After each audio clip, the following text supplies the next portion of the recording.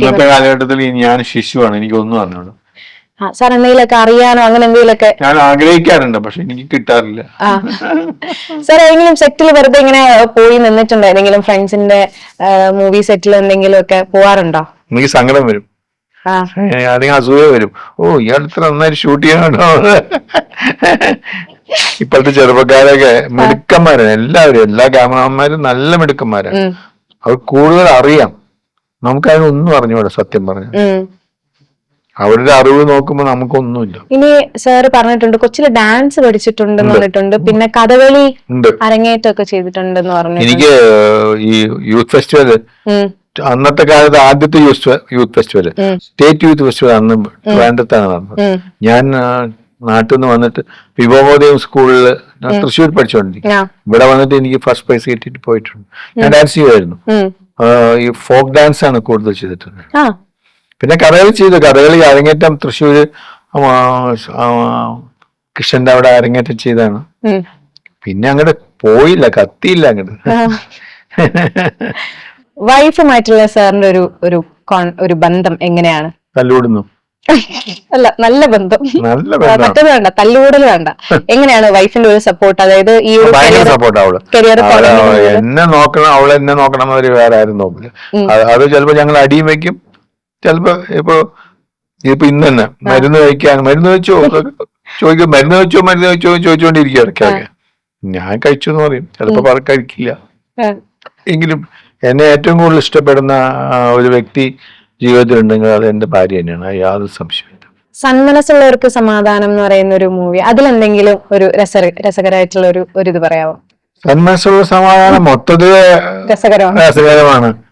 അതിന്റെ അത് ഷൂട്ട് ചെയ്തത് എറണാകുളത്താണ്. ശ്രീനിവാസൻ, മോഹൻലാല് ഒക്കെ ഉള്ള പടമാണത്. എനിക്ക് അതിലെ ഏറ്റവും ഓർമ്മയുള്ളത് ശ്രീനിവാസൻ ലളിത ചേച്ചിയെടുത്ത് പറയുന്ന ഒരു വാർത്തയുണ്ട്.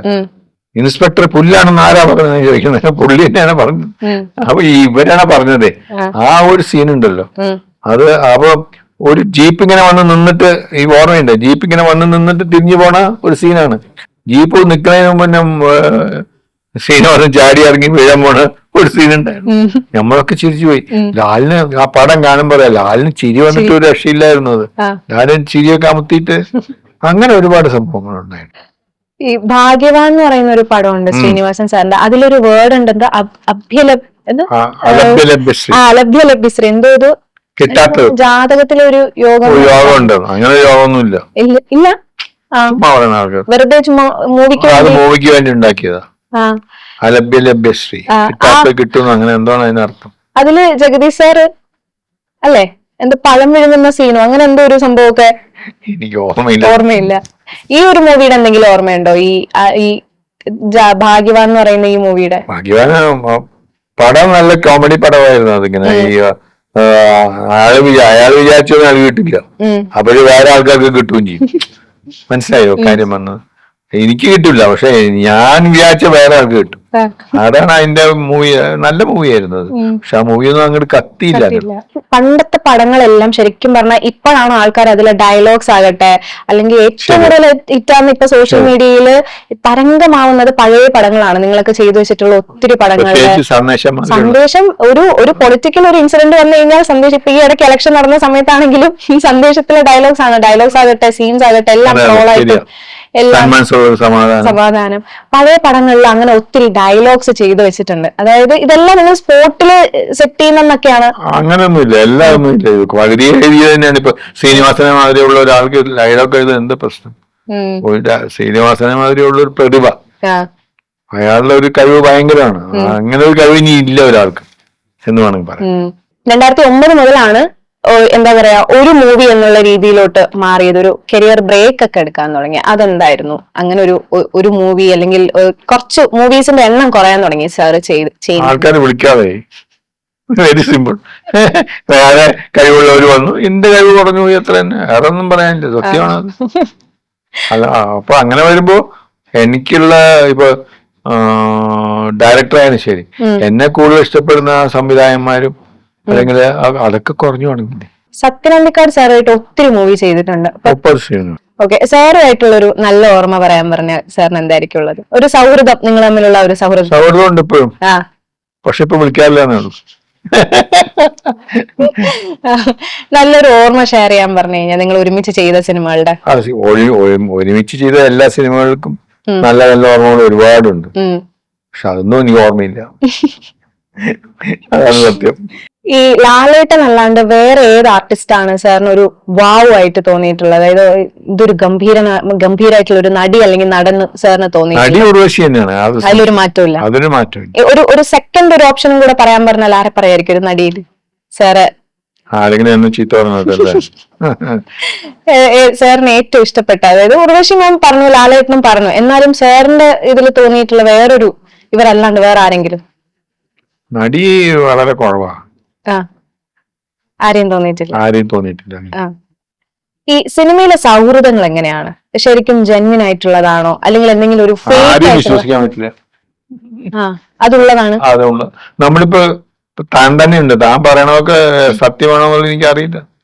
ഞാൻ ക്വസ്റ്റ്യൻസ് അല്ലേ സാർ ചോദിക്കുന്നത്? സിനിമയിലെ സൗഹൃദങ്ങൾ വളരെ കുറവാണ്, എന്നെ സംബന്ധിച്ചിടത്തോളം വളരെ കുറവാണ്. എനിക്ക് അങ്ങനെ ആരുമായിട്ട് വലിയ സൗഹൃദമൊന്നുമില്ല. കാണുമ്പോ ഹലോ താൻ, അല്ലാണ്ട് സൗഹൃദം ഇപ്പൊ ശ്രീനിയായിട്ട് ഒരു സൗഹൃദം ഉണ്ടായിരുന്നു, അല്ലെങ്കിൽ വേറെ ലാലായിട്ട് മമ്മൂട്ടിയായിട്ട് ഒരു പരിധി വരെ സൗഹൃദമുണ്ട്, സംശയമൊന്നുമില്ല.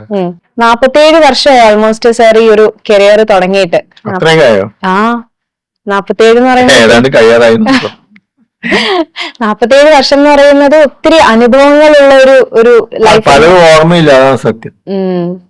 പലതും ഓർമ്മിക്കാൻ ഇഷ്ടപ്പെടുന്നില്ല, അതുകൊണ്ട്.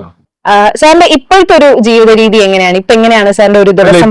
സിനിമ വളരെ കുറവാണ്, എന്നെ വിളിക്കാറില്ല അധികം പേര് വിളിക്കാറില്ല, വിളിക്കുന്നവരെന്നെ വളരെ കുറവാണ്. പക്ഷെ ഞാൻ ചെയ്യുന്നതൊക്കെ നല്ല സിനിമകളാണ്. സാർ ഇനി ഉടനെ ഏതെങ്കിലും ഒരു പടം കമ്മിറ്റ് ചെയ്തിട്ടുണ്ടോ ചെയ്യാനായിട്ടുള്ള? എനിക്ക് ഒരു ഡയറക്ടോറിയൽ വെഞ്ചർ ഉണ്ട്, അത് ആ പടം വരുവാണെങ്കിൽ അത് വളരെ ഡിഫറെന്റ് സിനിമ. അപ്പൊ ഇനി സിനിമാറ്റോഗ്രാഫി എന്നുള്ള രീതിയിൽ ഏതെങ്കിലും പുതിയ പടം ചെയ്യാനായിട്ടുള്ള പ്ലാനോ അങ്ങനെ എന്തെങ്കിലും ഉണ്ടോ? അങ്ങനെ നമുക്ക് ഒന്നും പ്ലാൻ ചെയ്യാൻ പറ്റില്ല, സിനിമയിൽ ഒന്നും പ്ലാൻ ചെയ്യാൻ പറ്റില്ല. ഒന്നാമത് അങ്ങനെ ഒരു കാഴ്ചപ്പാടില്ല ആർക്കും തന്നെ. ഇയാളെ വിളിച്ച് ഇയാളെ കൊണ്ട് അങ്ങനെ ഒന്നും എനിക്ക് തോന്നുന്നില്ല. എന്നെ ആരും വിളിക്കാറുമില്ല. അതിൽ വിഷമമുണ്ടോ സാറിന്? ലൈക്ക് ഇങ്ങനെ ഇല്ലല്ലോ, ഓരോ കാലഘട്ടമല്ലേ അത്. അതിങ്ങനെ കാലം മാറി മാറി വരുമ്പോ നമ്മൾ ബാക്കിലോട്ട് പോകും, അത് നാച്ചുറൽ, ഇത്രേ ഉള്ളൂ.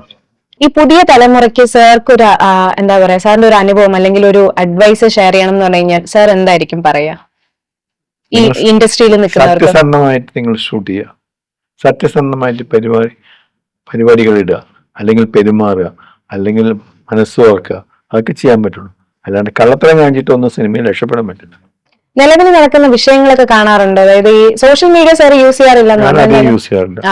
ഇപ്പൊ നമ്മുടെ ഈ കേരളത്തിൽ നടക്കുന്ന പ്രശ്നങ്ങൾ അങ്ങനെ ഇല്ല.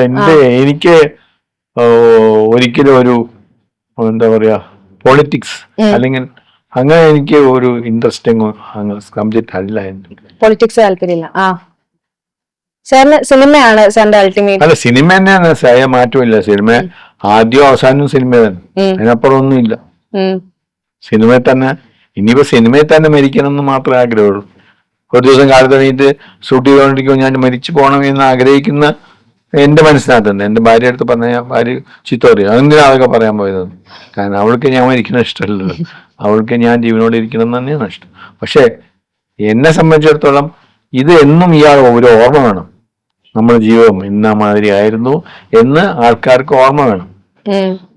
അങ്ങനത്തെ ഒരു സംഭവമാണ് ഞാൻ ആഗ്രഹിക്കുന്നത്. ഇപ്പൊ സാറിന്റെ ആരോഗ്യം എങ്ങനെയാണ്?